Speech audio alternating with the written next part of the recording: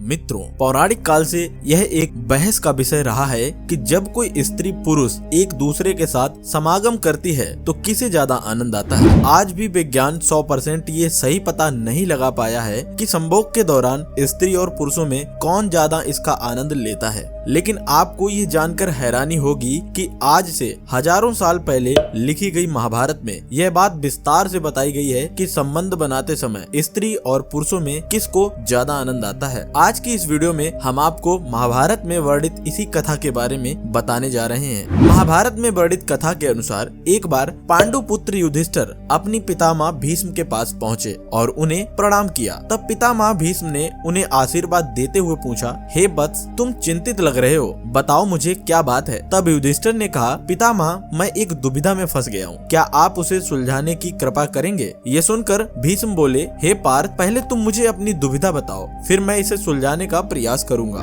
ये सुनकर युधिष्ठिर ने कहा, पितामह, कई दिन से मैं इस प्रश्न का हल नहीं खोज पाया हूँ कि संभोग करते समय स्त्री और पुरुष में किसको ज्यादा आनंद आता है। तब पितामह भीष्म ने युधिष्ठिर से कहा, पौत्र, आओ मेरे पास बैठ जाओ, फिर मैं तुम्हें इससे जुड़ी भंगस्वाना और सकरा की कथा के बारे में बताता हूँ। इसके बाद युधिष्ठिर भीष्म पितामह के निकट जाकर बैठ गए। फिर भीष्म बोले, हे धर्मराज, बहुत समय पहले भंगस्वाना नाम का एक राजा हुआ करता था। उसकी न्याय प्रियता के कारण उसकी प्रजा सदैव आनंद में रहा करती थी, परंतु दुर्भाग्य से उसकी कोई संतान नहीं थी। एक बार पुत्र की इच्छा में राजा भंगस्वाना ने एक यज्ञ का अनुष्ठान किया जिसका नाम अग्नि शत्रुता था। उस यज्ञ में केवल अग्नि देव का ही आदर हो रहा था। ये देखकर देवराज इंद्र नाराज हो गए और राजा भंगस्वाना पर अपना क्रोध निकालने के लिए मौके की तलाश करने लगे, परंतु बहुत दिनों तक राजा भंगस्वाना से यज्ञ में कोई गलती नहीं हुई, जिसके बाद देवराज इंद्र का क्रोध और भी बढ़ गया। कुछ दिनों के बाद एक दिन राजा भंगस्वाना शिकार के लिए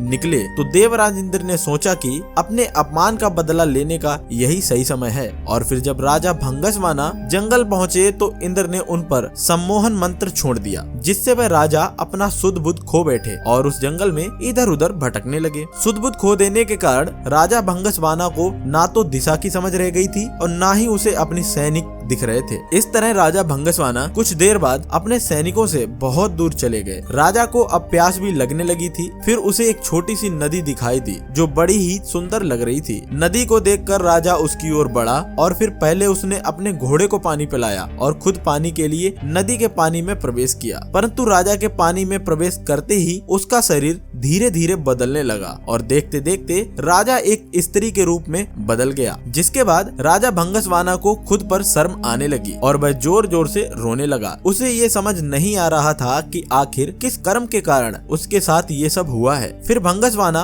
मनी मन ईश्वर से कहने लगा, हे प्रभु, आपने ये कैसा अनर्थ कर दिया। इस रोग को लेकर मैं अपने राज्य वापस आखिर कैसे जाऊंगा। अभी कुछ दिन पहले ही मुझे अग्नि शत्रुता यज्ञ से 100 पुत्रों की प्राप्ति हुई है, उनसे मैं क्या कहूँगा। और तो और महल में मेरी रानी मेरी प्रतीक्षा कर रही होंगी, उनके सामने इस रूप में मैं कैसे जाऊंगा। हे ईश्वर, आपने तो मुझसे राजपाट के साथ साथ मेरा पुरुष रूप भी छीन लिया, साथ ही मेरी प्रजा का अब क्या होगा। काफी देर तक इस तरह से विलाप करने के बाद वह राजा अपने राज्य वापस लौटा। उधर राजा भंगस्वाना ने जब स्त्री रूप में अपने राज्य में प्रवेश किया तो उसे देखकर सभी लोग हैरान हो गए। फिर उसने राजमहल जाकर अपनी सभी सभासदों की सभा बुलाई और उन्होंने अपने पुत्रों और मंत्रियों से कहा, मैं अब राजपाट चलाने के लायक नहीं रह गया हूँ, इसीलिए आप सभी मिलकर इस राज्य को चलाइए और ये भी ध्यान रखिएगा मेरी अनुपस्थिति में मेरी प्रजा को कोई कष्ट ना हो। मैं अपना बाकी का जीवन वन में बिताऊंगा। इतना कहकर राजा भंगस्वाना अपनी रानी से जाकर मिले और फिर वे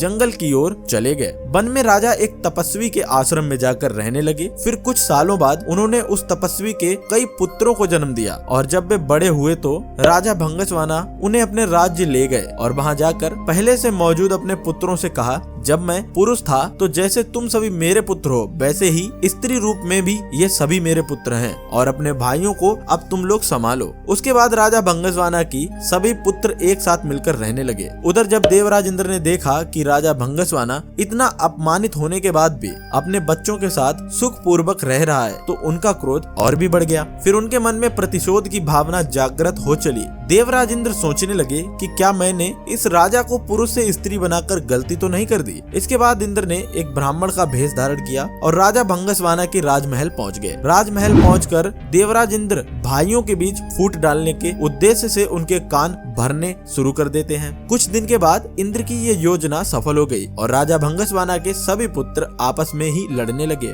देखते ही देखते सभी ने एक दूसरे को मार डाला। इधर इस बात का जैसे ही पता भंगस्वाना को चला और वह पुत्र के वियोग में जोर जोर से रोने लगे। तभी ब्राह्मण भेष में इंद्रदेव उनके पास पहुँचे और पूछा, पुत्री तुम रो क्यों रही हो? तब रोते हुए भंगस्वाना ने इंद्र रूपी ब्राह्मण को सारी घटना बतलाई। तब देवराज इंद्र ने अपना असली रूप दिखाकर राजा की गलती के बारे में बताया। इंद्र बोले, राजन तुमने केवल यज्ञ में अग्निदेव की पूजा की और मेरा अपमान किया, इसीलिए मैंने तुम्हारे साथ ये सब किया। देवराज इंद्र के मुख से ऐसी बातें सुनकर भंगस्वाना इंद्र के पैर पकड़ते हुए बोले, हे देवेंद्र, अनजाने में मुझसे बड़ा अपराध हो गया है, कृपा करके मुझे क्षमा कर दें। ये देखकर देवराज इंद्र को दया आ गई और उन्होंने राजा को वरदान देते हुए कहा, हे स्त्री रूपी राजन, तुम अपने सभी पुत्रों में एक पुत्र को जीवित देख सकते हो। तब भंगस्वाना ने कहा, हे देवेंद्र, ऐसी बात है तो मैंने इस रूप में जिन पुत्रों को जन्म दिया था उन्हें जीवित कर दीजिए। ये सुनकर इंद्र हैरान हो गए और फिर उसका कारण पूछा तो भंगस्वाना ने कहा, हे देवेंद्र, स्त्री का प्रेम पुरुष के प्रेम से बहुत बड़ा होता है, इसीलिए मैं अपनी कोख से जन्मे बच्चे का जीवन दान मांगती हूँ। राजा भंगस्वाना की बातें सुनकर इंद्र प्रसन्न हो गए और उन्होंने राजा के सभी पुत्रों को जीवित कर दिया। फिर उन्होंने राजा भंगस्वाना को पुरुष रूप में परिवर्तित वरदान दिया, परंतु स्त्री रूपी राजा भंगस्वाना ने इंद्र से कहा, हे देवराज, मैं स्त्री रूप में ही खुश हूँ और अपने जीवन के अंत तक स्त्री ही रहना चाहती हूँ। ये सुनकर इंद्र ने कहा, हे राजन, तुम पुरुष बनके अपना राजपाट नहीं संभालना चाहते? तो भंगस्वाना बोले, नहीं, स्त्री को संभोग करते समय पुरुष से ज्यादा आनंद जो है वो मिलता है, इसीलिए मैं स्त्री ही रहना चाहती हूँ। ये सुनते ही इंद्र ने तथास्तु कहा और वहाँ से गायब हो गए। इस तरह कथा समाप्त होने के बाद भीष्म ने युधिष्ठिर से कहा, हे पार्थ, अब तो तुम्हें समझ में आ गया होगा कि स्त्री को संभोग करते समय पुरुष से ज्यादा आनंद मिलता है। उम्मीद करता हूँ कि आप भी युधिष्ठिर की तरह ये बात समझ गए होंगे कि संभोग करते समय स्त्री और पुरुष में कौन ज्यादा आनंद लेता है। अगर समझ गए हैं तो नीचे कमेंट में जरूर बताएं। साथ ही साथ यदि आपको वीडियो पसंद आई है तो वीडियो को ज्यादा से ज्यादा लाइक करें। अगर आप इस तरह की और वीडियो देखना पसंद करते हैं तो आप हमारे चैनल को सब्सक्राइब जरूर करें। हम मिलते हैं एक और ऐसी किसी और वीडियो के साथ, तब तक के लिए धन्यवाद।